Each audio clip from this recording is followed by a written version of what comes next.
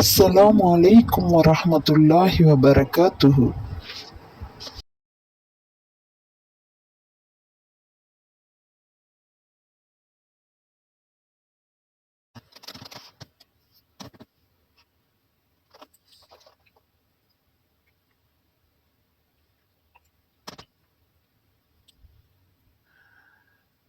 மேலும் உங்கள் சகோதரர்களுடைய இரத்தங்களை ஓட்டாதீர்கள் என்றும், உங்கள் இல்லங்களை விட்டு உங்கள் சகோதரர்களை வெளியேற்றாதீர்கள் என்றும் உங்கள் மூதாதையர்களிடம் நாம் உறுதிமொழி வாங்கியதை நீங்களும் மனம் விரும்பி சம்மதித்து அதை உறுதிப்படுத்தியிருக்கிறீர்கள் என்பதை நினைத்து பாருங்கள்.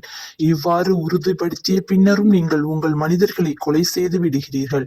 உங்களில் பலரை அவர்களின் இல்லங்களில் இருந்தும் வெளியேற்றி விடுகிறீர்கள்.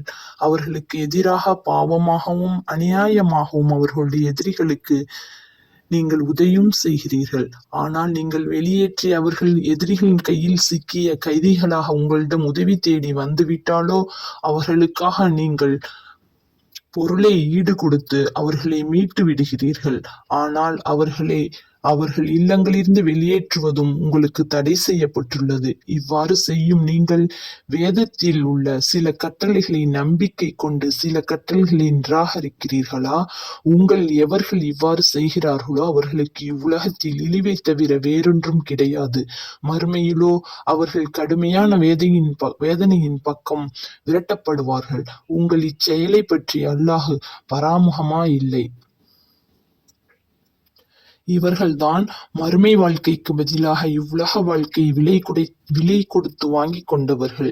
ஆதலால் அவர்களுக்கு கொடுக்கப்படும் வேதனை ஒரு சிறிதும் லேசாக்கப்பட மாட்டாது. அவர்கள் ஒரு உதவியும் செய்யப்பட மாட்டார்கள். தவிர யூதர்களே, நிச்சயமாக நாம் மூசாவுக்கு ஒரு வேதத்தை கொடுத்தோம். அவருக்கு பின் தொடர்ச்சியாக பல தூதர்களையும் அனுப்பி வைத்தோம். மரியமுடைய மகன் ஈசாவுக்கு தெளிவான அத்தாட்சிகளை கொடுத்து அவரை ஜிப்ரீல் என்னும் பரிசுத்த ஆத்மாவை கொண்டும் பலப்படுத்தி வைத்தோம். ஆனால் உங்கள் மனம் விரும்பாத எதையும் நமது தூதர் ஒருவர் உங்களிடம் கொண்டு வந்த போதிலும் நீங்கள் கர்வம் கொண்டு விலகி கொள்ளவில்லையா? மேலும் தூதர்களில் சிலரை நீங்கள் பொய்யாக்கி சிலரை கொலை செய்தும் விட்டீர்கள்.